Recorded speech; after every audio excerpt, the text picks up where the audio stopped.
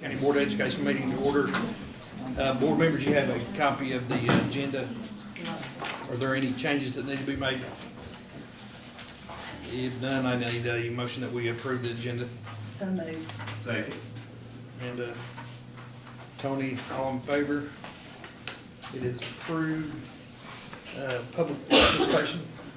That's today. Operational, financial effectiveness. Not for this one, but I got for student achievement and success. As part of our process with our federally identified schools, we have a presentation that we do once a year with, to kind of give an update on how those things are going. So I've got that for y'all, and I'll give a copy of this to you so you can have it. The DOE wants us to report out on what we've got going on at these schools. So first off, the purpose is just to give an update. We have two schools going through this process. It's at Coker Elementary and Eton Elementary. And so we've got to talk about what the district's doing as far as our plan of support and what we've seen so far. We'll take a look at school data, and then we'll talk about some successes and some things that we're continuing to work on. First is kind of the criteria. This is the CSI criteria. None of our schools are involved in that, so I'm going to skip past that. Here's the two that we have that are looked at. It's targeted and support improvement, and then additional targeted support. And essentially, this has to do with looking at a subgroup that might be struggling, as opposed to the school as a whole. And so Eton was identified last year as a TSI school due to performance in our students with disabilities group. So we've got in 3rd, 4th, and 5th grade, remember this is the only one because it comes from milestones. So you're only talking about students that are in 3rd, 4th, and 5th grade and their performance on the milestones. So probably about, I think it was 26 students last year. And that's where this identification came from them. Coker Elementary was identified a couple of years ago as an ATSI school. ATSI is a 3-year process. This is the final year of that process. So we've been looking at data all along, but the data from this test administration in the spring will determine whether or not Coker comes off of that list or not. TSI with Eton, it is each year, so it is a year-by-year distinction. So the distinction was not from this past May, it was from the previous May, if that makes sense. They don't tell us until about halfway through the school year, and so you don't know, but so you start preparing things at the end of the year, and then you work things at the beginning of the year. So that's kind of where we were with both of these schools. Coker's been a couple of years we've been working there, and Eton has just been the end of last year and the beginning of this year. So we set some goals specific to our students with disabilities.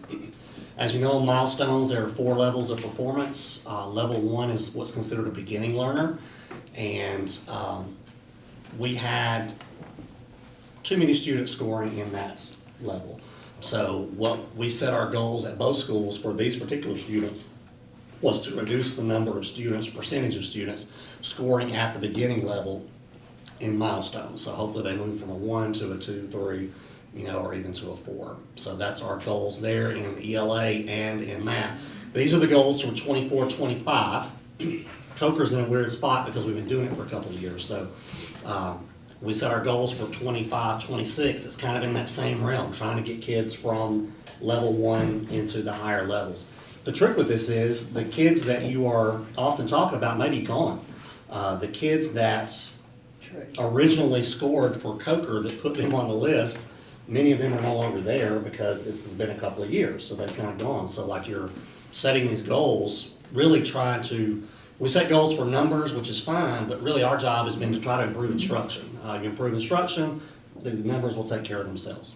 What does SWD stand for? Students with disabilities. Okay, Students you with said that, I disabilities. just couldn't remember. No, I use I forgot to tell when I do my education lingo up there. Eton, same thing. We wanted to get kids out of level 1 and get them moved out of that because we can't get kids to proficiency if we can't get them out of those beginning stages. And with our students with disabilities, honestly, this could be a student who, on the continuum of services, might be receiving inclusion services in one subject. Or this could be someone who is receiving resource services in all subjects, who's not qualifying for GAA services, which is like a really intensive testing environment. So like we've got some kids in some of our self-contained classrooms that are having to take the milestones like everybody else, and they're multiple grade levels behind due to the disabilities they have. But they're gonna take the test. And so like we've got, what we said is, let's work on that level 1 and get them moved out of there. So kind of what we've done there is we've been going through with our new curriculum adoption, making sure that we're doing our frameworks and the curriculum correctly. We've had lots of training, and with this being students with disabilities, we've spent a lot of our time training not only our special education teachers, but the general education teachers they work with. So we have done some, we call it SDI, Specially Designed Instruction Training, to help them find those strategies that work specific to the needs of these kids. We've also done co-teaching strategies. When you go into a classroom as a co-teacher, and I did that for a while as an EIP teacher, what are you going to do when you're there? You know, it can be as bad as, hey, I just show up, what do you need me to do today? Which is not what it's supposed to be. Versus I've planned with you, I've come in with a plan, I know exactly what I'm doing, here's what I'm doing today, and I get after it. And so then when you're in the room, sometimes as a co-teacher, I taught in the front of the room while the teacher had a class and had a small group in the back. Sometimes we taught together at the same time. Sometimes they were teaching and I might have been parallel teaching, doing the same thing with a small group. So we talked about some of those strategies to use with them. We also use the data from our iReady pathways and Amira that we've been using this year, and we've monitored those things. And then we've also monitored the implementation of our curriculum to make sure that they're doing it with fidelity. So, and I know this is small, sorry, a lot to fit in. So looking at our CCRPI data from COCR, you can see there when you go on the CCRPI, you have your beginning, your developing, your proficient, and your distinguished learners. And you can see them level 1, 2, 3, 4. On the far left in 2023 is where we started there. So on the students with disability, we had 87% of our students who were scoring in level 1. This past year, we are at 72.9% there. We're trying to get that down closer to 50%, the 60s and 50s. Our goal, I think, was 65. Wait a minute, we went from 87 to 62 to 70? Back to 72. So looking at it overall is kind of where we look at the beginning and the end. And that goes again to different kids coming in. We lose 5th grade, we gain 3rd grade. Okay, so what is the goal? The goal is to, I think the goal for is 60, get it to 60% at COCR. Okay. And then at E-Time, which I'll show you there, is to get it to 70. Ooh, go back, there we go. Okay. So, and when you're talking about kids, COCR has more students with disabilities than Eton does, probably about double. And so there's many more kids are kind of working and touching there. Whereas at Eton, each child, when you talk about a numbers thing, is worth about 4%. So like with the lower numbers you have, the more variance you tend to get. In math, we've gone from 68% down to 50 in level 1, which is a good jump there, and we're hoping to kind of keep it there. Or I think our goal for 40 or 45%, if I remember. That's good. And then at Eton, like this was the 2024 CCRPI, so this was with identification, the year it was identified, and then you see the numbers from last year, but this was in the middle, like we had not really done anything because we didn't know until partway through, most of the way through the school year. But what was interesting there is the school as a whole, if you look at where it says all students, more students scored level 3 and level 4 last year than they did the year before. But our students with disabilities, we went down in that area.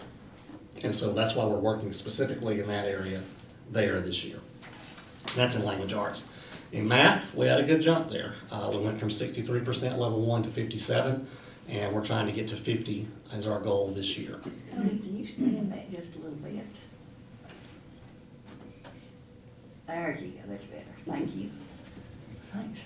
A little player there. So some successes we've seen so far, the staff at both schools have gone through some SDI training, co-teaching training, and then we've also been able to do some extra benchmark training with them.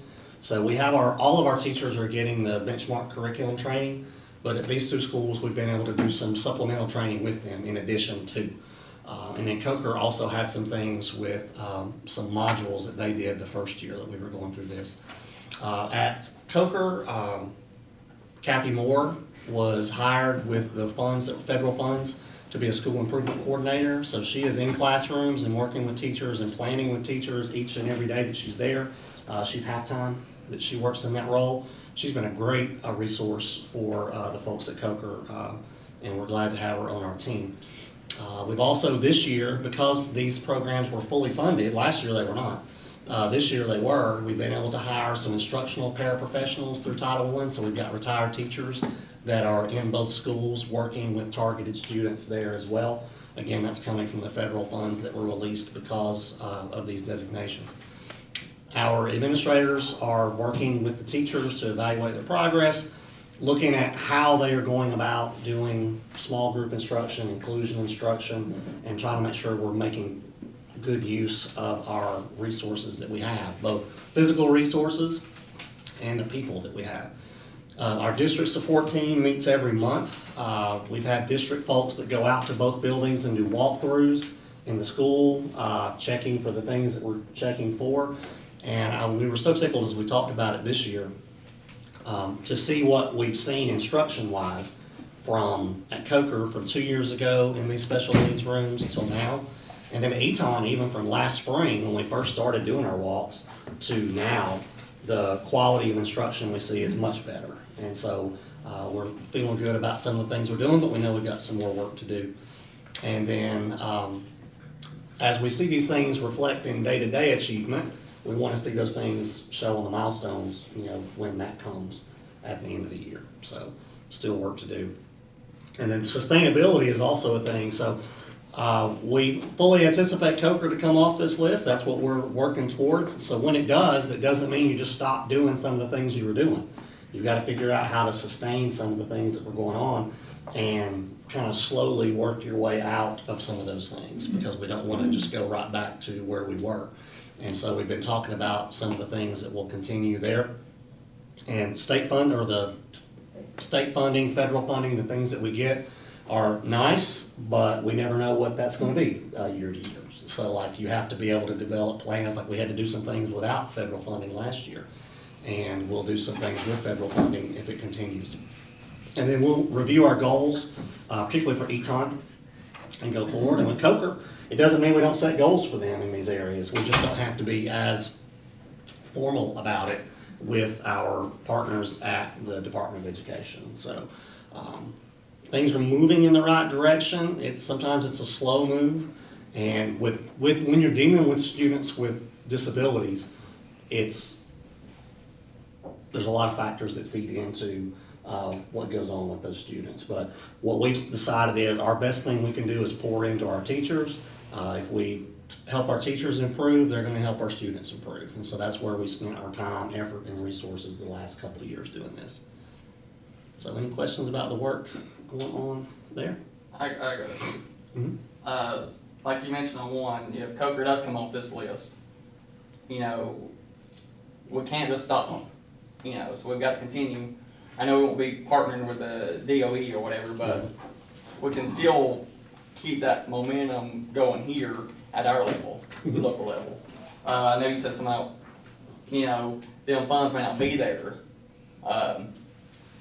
Still gonna have to find, funds in there, maybe if it's in the general budget, but still try to find funds in there somewhere to keep going in that direction, to keep it going, because you don't want to stop or let off the brakes, hit the brakes, so you want to keep it going, so we don't see this again in a couple more years.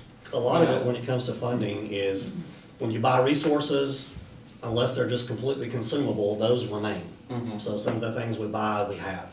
When you change processes, whether it's lesson planning, observation, training things, those sustain. Those are easy to sustain. The ones that'll be harder that have to do with funding will be staffing. So like Coker comes off the list, I don't know that Kathy Moore's not gonna be there. We won't need that role, but It wouldn't be bad maybe to have her a little bit, though, wouldn't it? I mean, it's gonna depend on several different factors. We may say, let's continue with some instructional paraprofessional support, but we may not have the. it might not be as in depth, but Right. you Well, if may. they get the correct training and going forward, surely they could continue themselves, right? And that's what you want. Yeah. It should stick, yeah. That's what you want. It should. And so that's kind of the goal. Anytime, this is where you get into when you do things with staffing with federal funds, it's great. But then when that goes away, how are you gonna continue? And so you have to have kind of a plan with that. And so those are some of the things that we'll be talking about as the year goes on. And really, we won't know anything about this because of the way we're having a new year of ELA milestones. So with that, we won't get those results back probably until October, November. And so all this stuff is gonna be delayed next year. So the work that we're doing, we'll try to continue as much as we can into next year. You know, Kathy Moore might be the one thing we'll have to look at because her stuff ends at the end of the year. So we won't know maybe until after this time next year, depending on when the DOE lets us know. Now, once we start getting some results back, you can kind of look at it and get a sense of, hey, I think we're definitely good, or, you know, I don't know. But it just might take a while to get results next year. So now and then on the middle school side, the Glidden and Backley, you know, because some of the kids that were on here they're with Glidden, they're back Yes. there. Are we looking at them too? We see their results as well. One of the things that Mr. McAllister's talked about as we've gone through this whole process is we saw this pop up as far as these federal things or designations at Coker and Eton. It doesn't mean that we don't need to scale that work out into the whole district because we've got to get better at what we're doing. And so some of the things that we've done, we've been able to include other people in that training. It just doesn't have to be done as formally as this. Yeah, and I'm okay with that. I just didn't want to see, okay, they go to Glidden, they go to Backley, but we're not really Right. dialing in that, well, then you're gonna have it in Glidden, then you're gonna have it in Backley because, The kids that they're not originally, there on the loan and not, yeah, the kids that originally scored to put Coker, you know, on a list, you know, so to speak, are now at Gladden. yeah, that's what I'm saying. You know, Yeah. so like, we have to make some allowances for that and for services. And possibly Econ to Backley.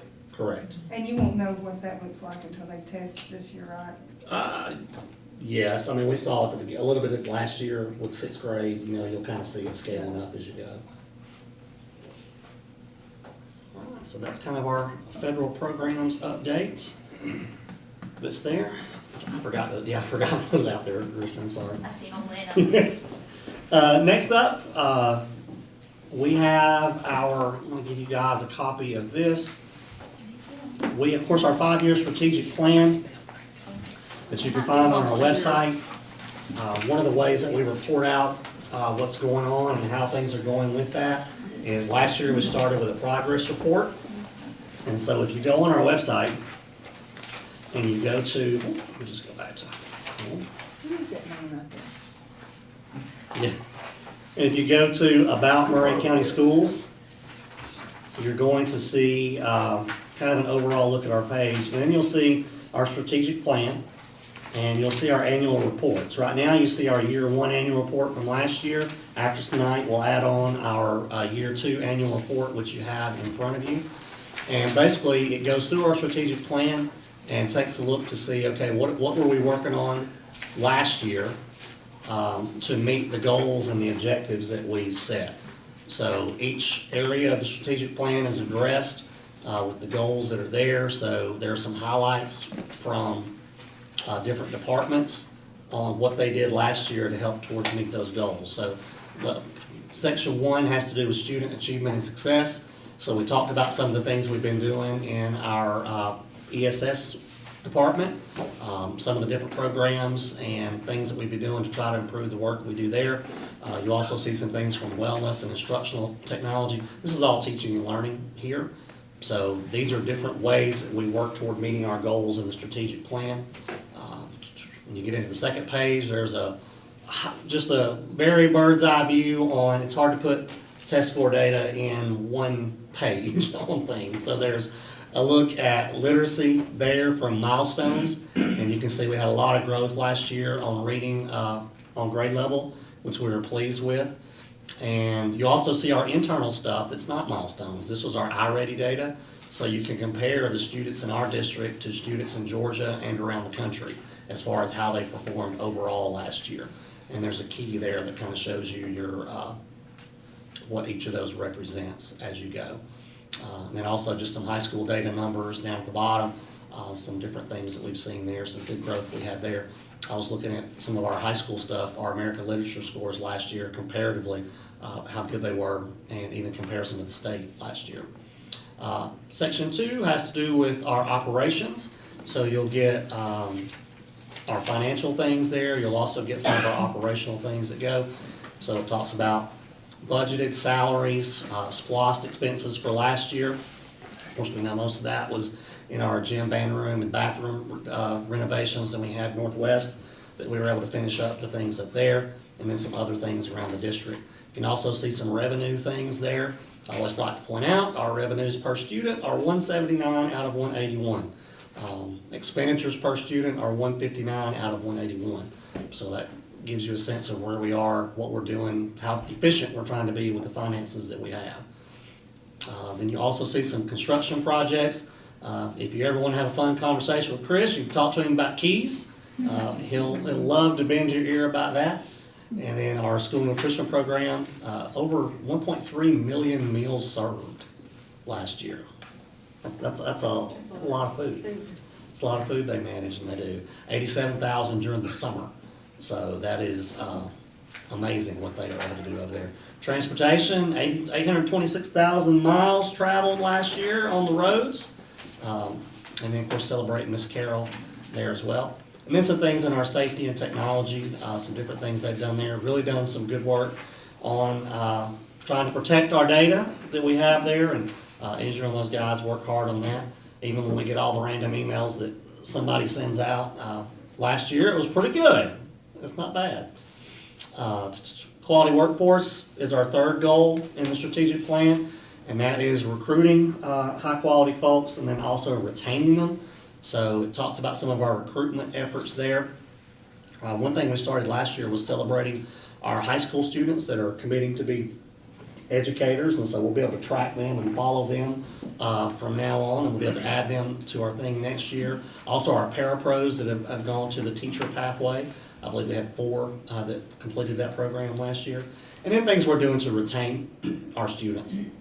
And that has to do with professional learning opportunities, investing into them. Then a little statement for Ruby McCracken riding around in her new car there, and Greg had to get a photo op in there with her. But she's running, her new car time is almost done. She's having to decide what she's going to do. If she's going to keep it or she's going to do something else with it. I told them I was somewhere in Dalton. I was walking through the parking lot, and here come running beside me, and I was like, hey, that's Miss McCracken. So I'm out waving at her, and we sat down and had a little conversation about her car. 92% teacher retention rate, which is good. And then the last section of our strategic plan is communication and engagement, and it has to do with internal, external communications, and then building family and community and relationships. We talked about our Villa program tonight, which is our earlier when we were doing our training, that's our parent advisory group there. And then the partnerships that we have, and we have tons. We highlighted a couple of them. The Back to School Bash, of course, that we do the last couple of years. And then our AIM program that we started up at North Murray last year to kind of beta test it a little bit. It went really well. And so this year we've got Murray and North Murray students involved in that. They had their first meeting last month, I think, or this month? Last month. Yeah. in For November. Thanksgiving. They meet the 17th this month. Okay, which was really good to see. And then, of course, our internal communications that we have to make sure our staff is there. And then communication outside the building. So that has to do with how we engage our community. No surprise that the weather updates always get the most traffic when we have those. And when everybody finds out they're getting free food, that tends to drive traffic as well. And you can kind of see that for each of there's our future teachers I was talking about earlier when we had that signing day. That got a lot of traction on Instagram. And then our YouTube channel, you can go and find some fun videos there. You never know what you'll see there or what kind of takes off. And then at the end, we just have a little quick demographic look.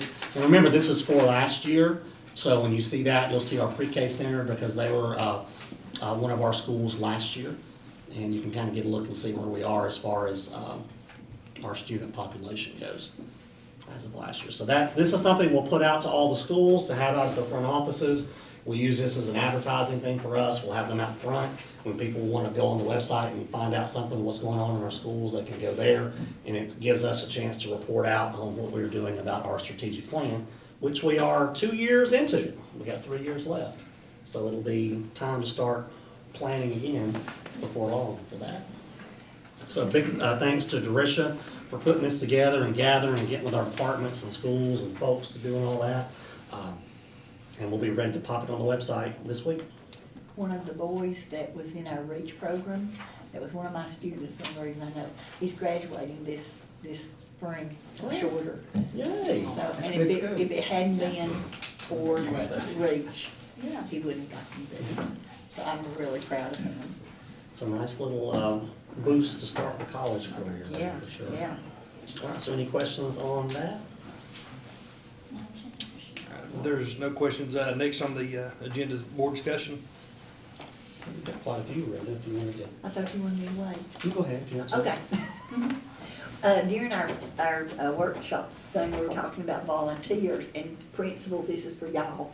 If you have a need, like say you've got a class that doesn't, not gonna have much of a party or things like that, or you need volunteers for special activities, there's several of us that would like to come and help y'all. So, just get in touch with us, cause we're willing. Some of us are more able than others, but we'd like to come and help y'all, okay? Okay, that's a big call. Is there any other board discussion? If none, next on the agenda is quality workforce. All right, Mike, you got some readings for us there. We got our third reading. Yeah, the first two policies that are on there for, I believe, for a third reading, That's are correct.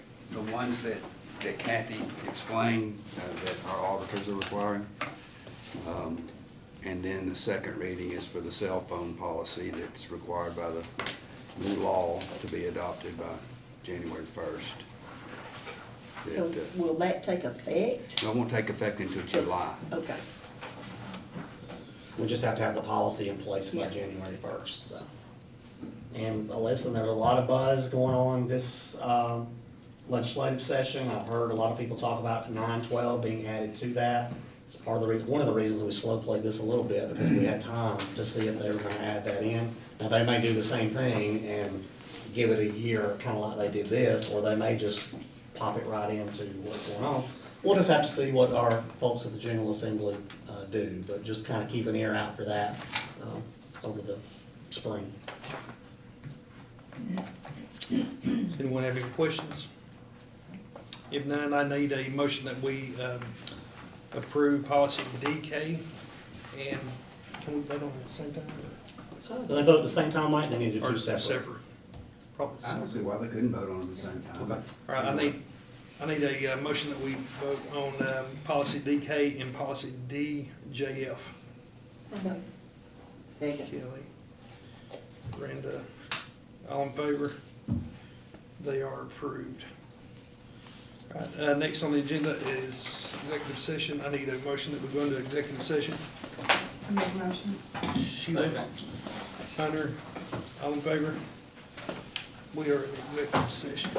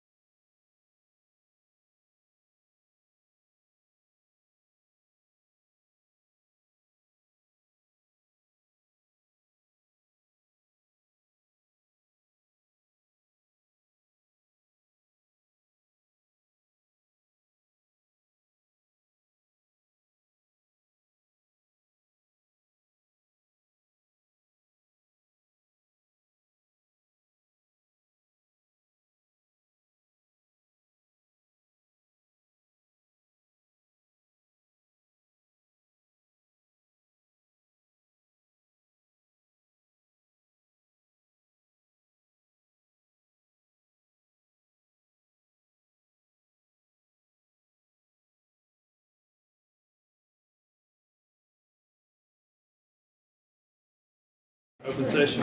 So moved. Brenda, Tony, all in favor? We're in open session.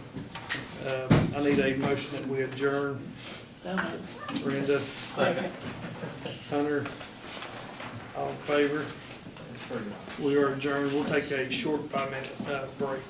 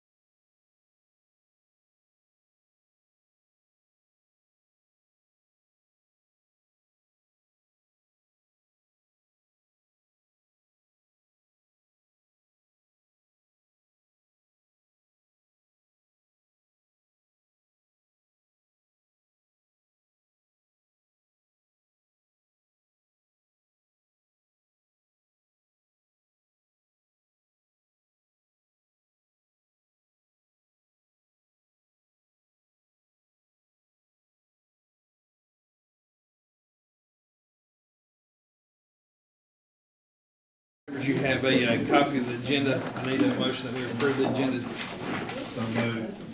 Second. Hunter, all in favor? It is approved. If you will, please stand. Kelly's going to lead us in the pledge and prayer. I pledge allegiance To the flag of the United States of America and to the republic for which it stands, one nation, under God, indivisible, with liberty and justice for all. Let us pray. Dear Heavenly Father, we just thank you for allowing us to come here tonight, Lord. We just pray that we can all remember the reason for this season, God. And I just pray for all of our students over the holidays, Lord, that they will enjoy family time, and the ones that are not so fortunate, Lord, I just pray that you'll put your hand on them. Lord, I pray for the decisions being made here tonight, that we will do them to our best of our knowledge. Lord, and just go with us and be with us throughout this week. In your precious name we pray. Amen. Next on the agenda is consent items. You have a copy of the minutes from November the 10th. Are there any changes that need to be made? None. I need a motion that we approve the minutes. So moved. Kelly, second. Sheila, all in favor? They are approved. Recognition. No recognitions or public participation. Next on the agenda is superintendent report. Yeah, we got a couple things we need to vote on, and then we'll get to our financial report. First is our fiscal agent, and approving that. This is Family Connection with Pam Bishop, and each year we have to approve them as we support the work that they do. Of course, they pour a lot of support into us. There's no formal paperwork until after the board votes to continue our relationship with them. So I would ask that you would approve continuing the relationship with Family Connections. I'll make a motion.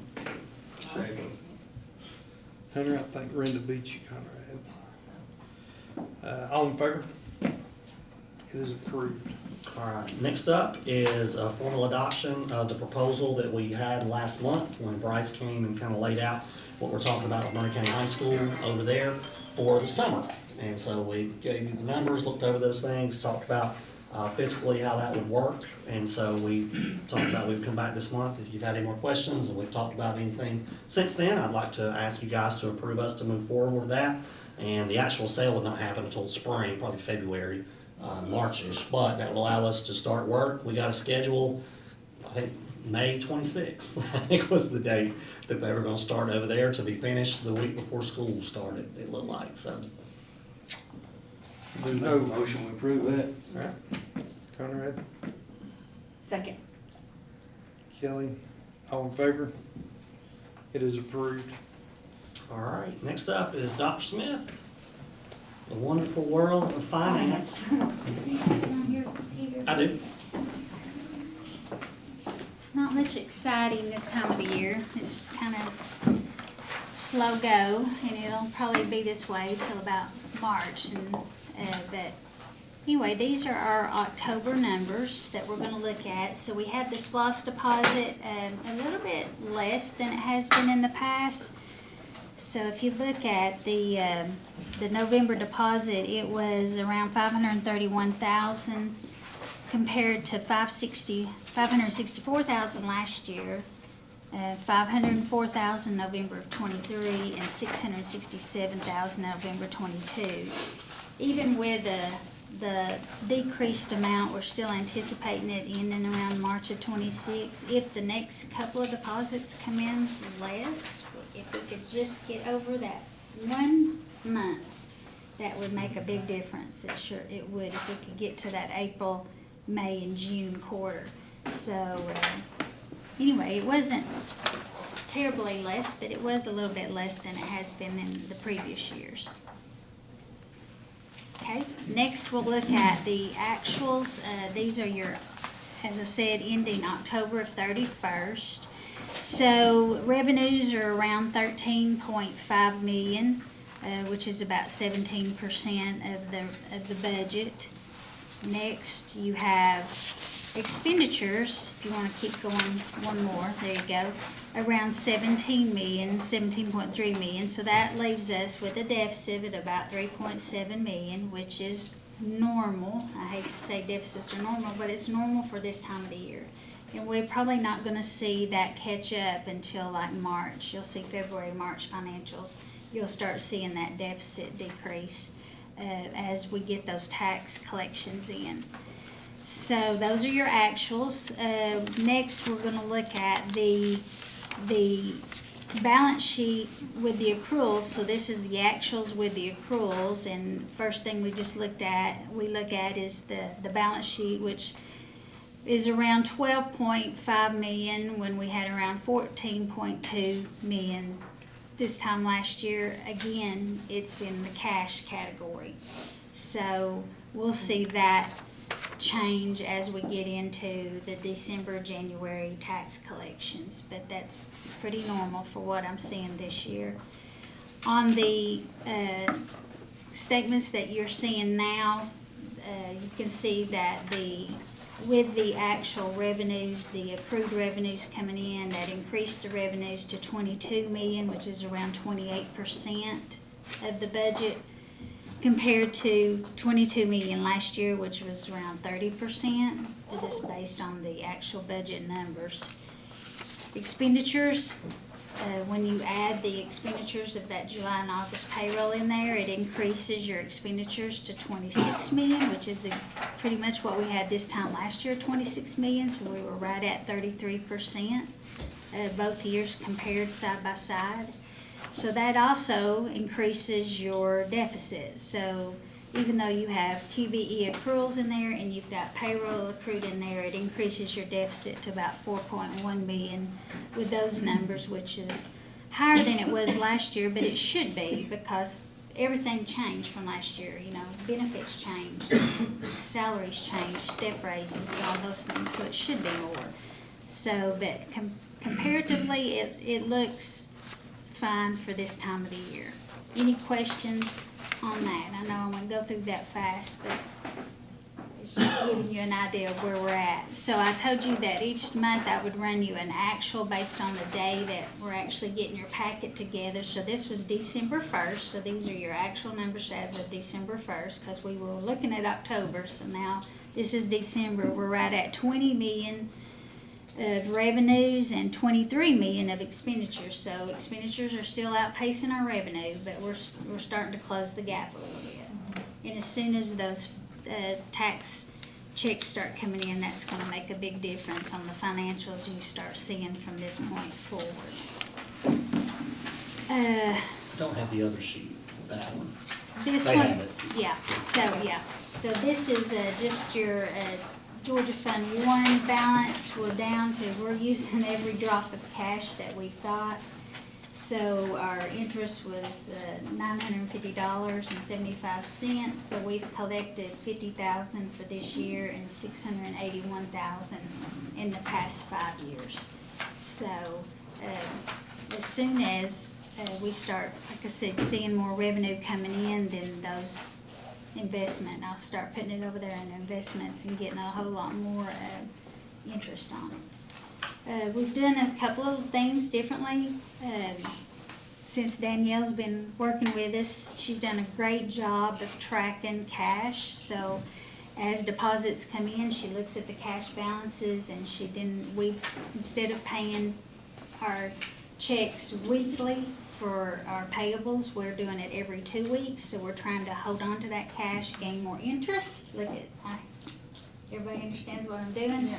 So we've got the money sitting in Synovus, so the longer we can hold it in Synovus, we actually are getting interest on that money as well. So we're paying bills every 2 weeks and holding the money as long as we can, and still being good, doing our due diligence to our vendors and making sure that we get them paid in a timely manner. Our terms always say that we have 30 days, so we're still trying to do that within that time period. But we have stopped paying weekly, and now we're down to every 2 weeks, and so that's helped us manage our cash a little bit better this school year. And we didn't have to worry about getting a tax anticipation note, and we didn't have to borrow from one pot to the other. So I think that's made a big difference, and Danielle's done a great job of helping us manage that. So any questions? Is the Synovus an interest-bearing checking account? It is. It had not been in the past, but it is now. Okay. Yeah. That's what this That started last year. Last year, okay. Mhm. Yeah. The FTE days that we have, how often does that money come in? Does that come like, is that like QBE money, like it comes different times of the year, or do you get a check every month? So QBE is paid this monthly. Okay. So it's paid usually right on the payroll date. Like, they hold their money at the state till the 30th or the 31st. And that's the day you get it. So they do the same thing we do. They hold on to their money till the last day of the month, and then they deposit your QBE payment into your, into your checking account. Which is the reason that most school systems pay at the last of the month. Yeah. Because that's when the state pays us. When that QBE payment comes, then of course we've issued payroll out, and then we've issued all the benefits to all the vendors out. You've got your retirement benefits and your state health, and you've got Lincoln that we pay, and of course we have to pay our taxes and our state taxes. So a bunch of money comes in, but a bunch of money goes out all at the same time. So after that process is done, then we say, okay, we look at how much cash we do have available. And I hold some of that cash for Danielle to use to pay bills, and the rest of that cash, then I move as quickly as I can into the Georgia Fund 1. But on these short months where we're paying before breaks, we paid before Thanksgiving break, we're paying before Christmas break, then I tend to just leave the money in Synovus and not move it around very much. I don't want any checks bouncing. Yeah, because y'all pay before Christmas break, and then they don't get paid again until the end, it's the end of January, right? Right, Yeah. right. In the QBE this year, they changed the schedule a little bit, which they sent the money to us a week earlier in November, which helped Yeah. us Oh, that's make that good. payment before Thanksgiving. And they're gonna send it a little bit earlier in December too. Yeah. Cause I was wondering, why did teachers only get paid, or why was I only getting paid once a month?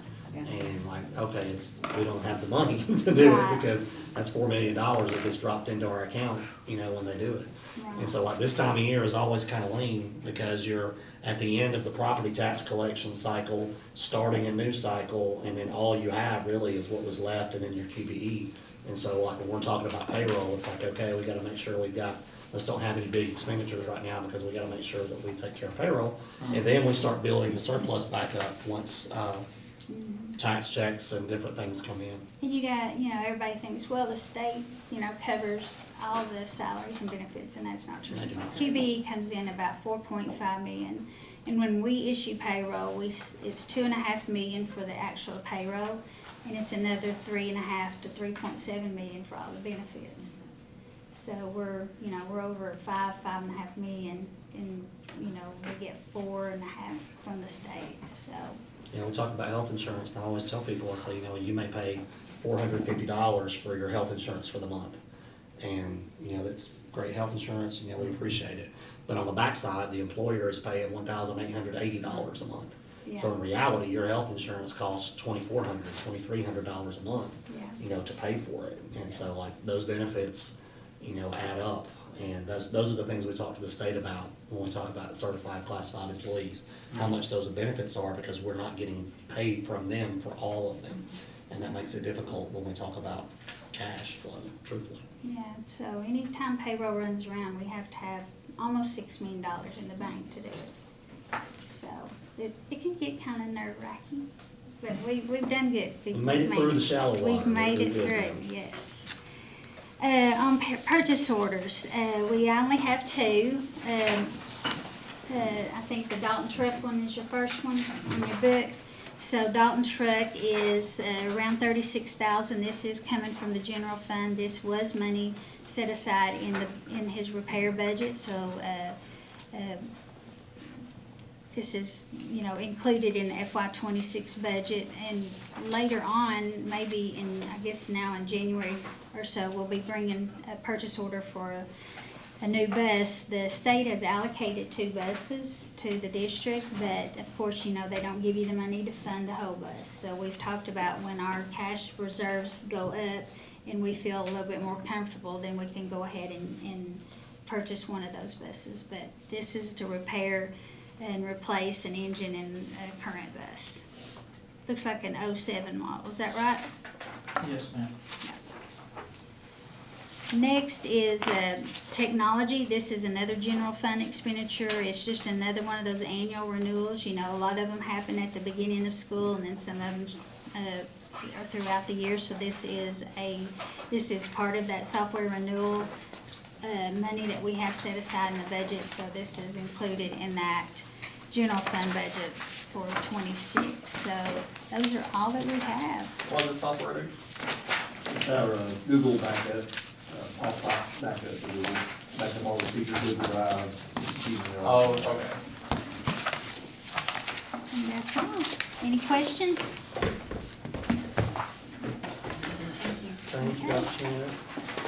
If there's no questions, I need a motion that we approve the financial statement as presented. So moved. Second. Kelly, Hunter, all in favor?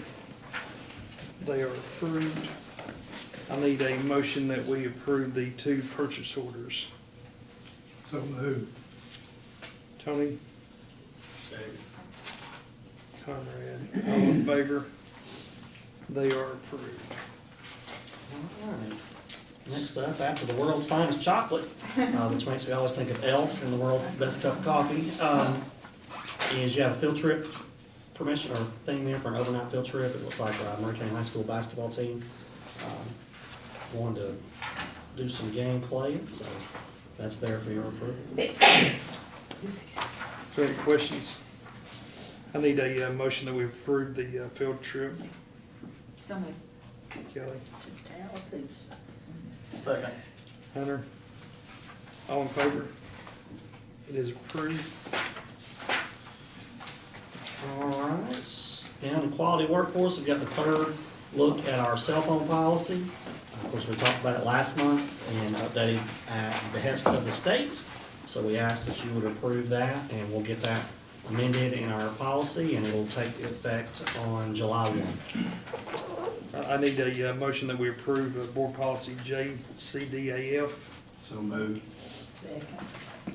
Tony, Brenda, all in favor? It is approved. Personnel, we'll just ask you to approve the packet as presented. I need a motion that we approve the personnel packet. So moved. Brenda, Conrad, all in favor? It is approved. I need a motion that we go into executive session. So moved. Kelly, Second. Sheila, all in favor? We're in executive session.